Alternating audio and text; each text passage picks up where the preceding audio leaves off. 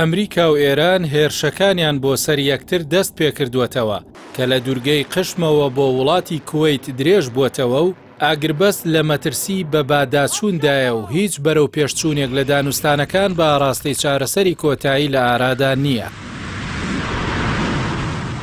ئێران چەند درۆنێک و موشەکێکی بالیستی ئاراستەی کوێیت و بەحرین کرد و فەرماندەیی ناوەندی سوپای ئەمریکا سێنتکۆم بڵاوی کردەوە لە وەڵامی هێرشە موشەکی و درۆنیەکانی ئێران بۆ سەر وڵاتانی ناوچەکە و بنکەکانیان هێرشی بەرگریانەیان کردووەتە سەر دوورگەی قشمی ئێرانی. سێنتکۆم لە ڕاگەندراوێکدا ئاماژە بەوە دەکات کە لەو هێرشەدا وێستگەیەکی سەربازی ئێرانی تایبەت بە کۆنتڕۆڵکردنی زەمینیان لە دوورگەی قشم کردووەتە ئامانج.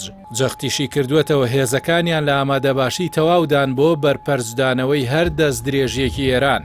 سوپای ئەمریکا باسی لەوە کرد ئێران هێرشی موشەکی و درۆنی بۆ سەر بەحرین و کوێیت و ئامانجە هەرێمیەکان ئەنجام داوە. لە کاتێکدا دانوستان و هەوڵە دیبلۆماسیەکانی کۆتایی هاتنی جەنگ بەرەو پێشچوونی بەخۆیەوە نەبینیوە و چاق بەستووی باڵی بەسەر دۆخەکەدا کێشاوە.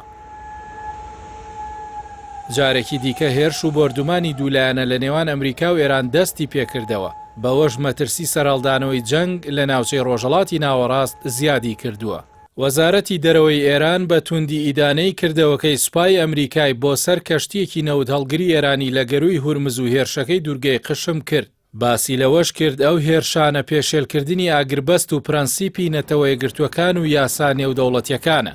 هاوکات وڵاتانی کەندا و سەرکۆنەی هێرشەکانی ئێران بۆ سەر ناوچەکە دەکەن و بە دەستدرێژی ڕاستەوخۆ بۆ سەر ئاسایش و سەقامگیری و پێشێلی بڕیارەکانی ئەنجومەنی ئاسایشی نێودەوڵەتی دادەنێن و جەخت دەکەنەوە ئەو هێرشانە پێشێلکردنی سەروەریە و هەڕەشەیە بۆ سەر ئاسایشی ناوچەکە.